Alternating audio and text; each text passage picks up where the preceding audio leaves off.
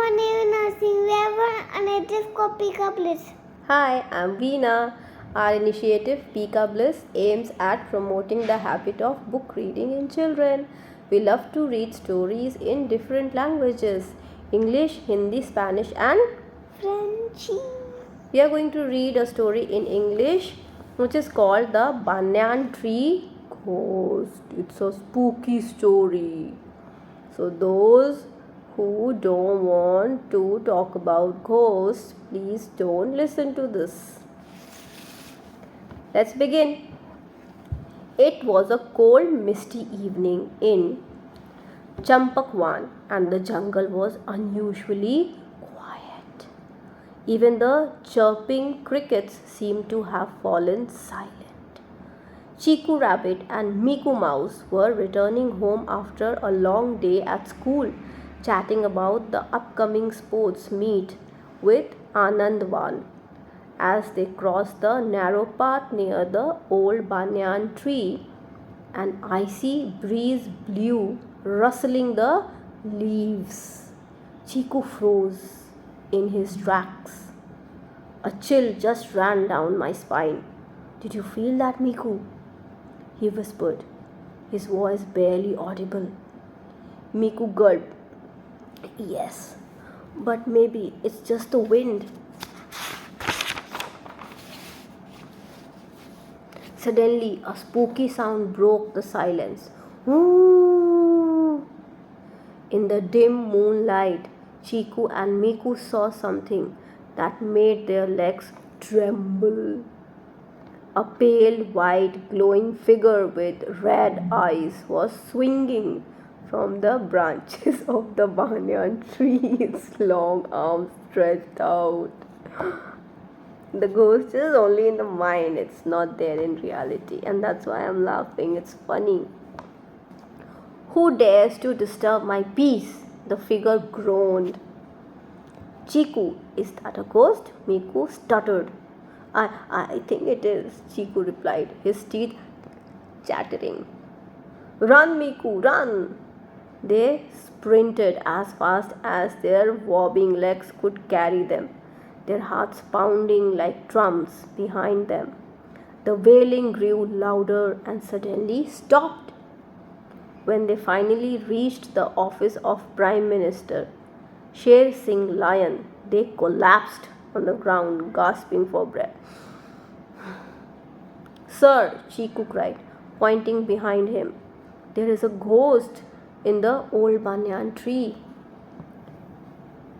It has red, glowing eyes and makes scary sounds, added Miku, shivering with fear. A ghost in Champakwan? That's a serious matter. We must find out what's going on without panicking. Sher Singh said, his voice calm yet commanding. But the tale of the ghost spread like wildfire, and the animals whispered among themselves in hushed, frightened tones. Blacky Bear closed his hardware store early. Jumbo Elephant refused to leave his home, and even Baddy Fox and Jacky Jackal were not to be seen. Everyone was scared, and nobody dared to venture near the banyan tree. However, Terry and Harry Frogs laughed it off as a silly rumor. It's probably Chiku's wild imagination and Miku's overreaction. Terry scoffed. Exactly. Ghosts aren't real, Harry added with confidence. We'll prove it to everyone. That evening, the two of them set off towards the banyan tree with the lantern. Shadows danced on the ground and the branches swayed in the wind. Feels colder here, doesn't it? Terry muttered, trying to sound brave. It's just the wind, Harry replied shakily.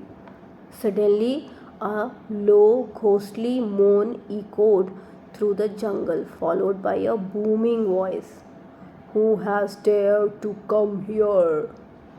Harry and Terry's lantern went out with a hiss, plunging them into darkness. In the dim moonlight, they saw the glowing figure. Chiku and Miku had described it. It swayed menacingly from the branches of the banyan tree, its red eyes piercing the darkness. Go away, it groaned. Harry and Terry stumbled backwards. It is real, Terry cried, dropping the lantern. Run, Harry yelled, and the two leaped back towards their homes, their alarming croaks echoing through the jungle. By the time they reached the office of Prime Minister Sher Singh, a small crowd had already gathered in the courtyard, and the animals were discussing the ghost. Enough, Sher Singh roared as he entered the courtyard. I understand you all are scared, but spreading gossip won't help. I shall investigate this. Just then a loud scream pierced the night. It is coming from the pond, shouted Jumpy Monkey. Everyone rushed towards the pond to find Dumbaroo Donkey standing by the water, shivering uncontrollably.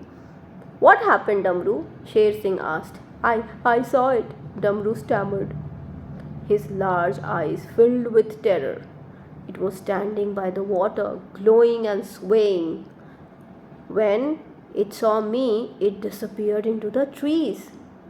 The animals huddled closer. So the ghost has moved from the banyan tree into the jungle, Terry the frog exclaimed, terrified. Something doesn't add up. Tomorrow we'll uncover the truth once and for all, Sher Singh said. The animals exchanged nervous glances, unsure of what to expect.